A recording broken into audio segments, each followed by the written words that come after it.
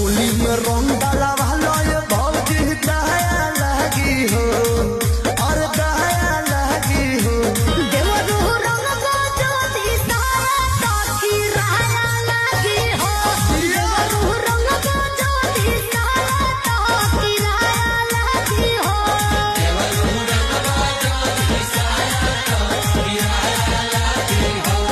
ए भाई का भाई बन के बेसहरम कहरे तू करम धलेली नागिछधारी के। बन के बेसहरम कहरे तू करम धलेली नागिछधारी के। होली में भौजी चोली चढ़ा के पूजा कर पिचकारी